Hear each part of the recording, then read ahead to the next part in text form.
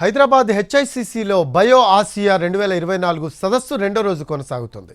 CM Revanth, మంత్రి శ్రీధర్ బాబు వివిధ దేశాల ప్రతినిధులు సదస్సుకు హాజరయ్యారు.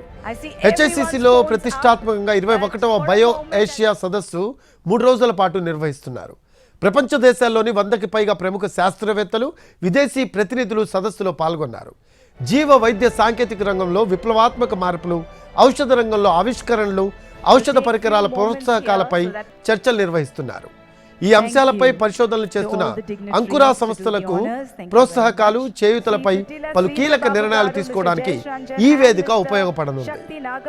మరోవైపు నోబెల్ పురస్కార గ్రహీత, ప్రముఖ పిల్లల వైద్య నిపుణులు ఆచార్య గ్రెగ్ ఎల్ సెమోంజాకు సదస్సులో జీనోమ్ వ్యాలీ ఎక్సలెన్స్ పురస్కారాన్ని అందజేశారు సీఎం రేవంత్ రెడ్డి.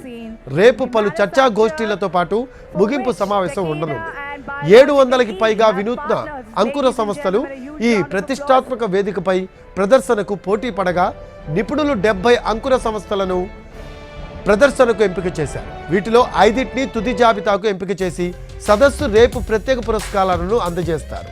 జీవ వైద్య రంగంలో తెలంగాణ అంతర్జాతీయ ఖ్యాతిని విస్తరించడానికి ఈ సదస్సు దోహదపడుతుందన్నారు మంత్రి శ్రీధర్ బాబు. ఈ సదస్సులో డేటా, ఆర్టిఫిషియల్ ఇంటెలిజెన్స్, విప్లవం అంశాలే ప్రధానంగా చర్చలు కొనసాగుతాయని తెలిపారు.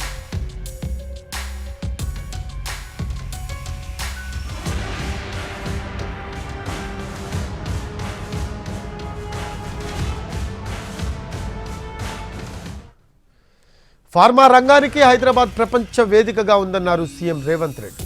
కరోనా సమయంలో హైదరాబాద్లో ఉత్పత్తి అయిన కరోనా టీకాలు ప్రపంచవ్యాప్తంగా సరఫరా అయ్యాయన్నారు. ఫార్మా రంగానికి చెందిన ప్రతినిధులతో ఇటీవలే సమావేశమైనట్లు తెలిపారు సీఎం. వారికి ఎలాంటి సమయంలోనైనా సహకారం అందించేందుకు సిద్ధంగా ఉన్నామని హామీ ఇచ్చారు ఆయన. హైదరాబాద్లో పెట్టుబడులు పెడుతున్న ఫార్మా రంగ ప్రతినిధులకు అభినందనలు తెలిపారు సీఎం రేవంత్ రెడ్డి. ప్రభుత్వం తరపున పూర్తి సహాయ సహకారాలు అందిస్తామన్నారు ఆయన. ఫార్మా విలేజ్లకు రూపకల్పన చేస్తామన్నారు CM Revanth.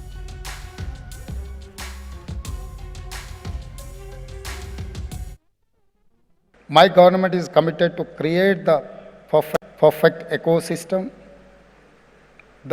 that includes policy, infrastructure and support. Both domestic and international companies are startups. I must confess my focus to drive growth of MSMEs, which are a bridge between the startups and big corporations.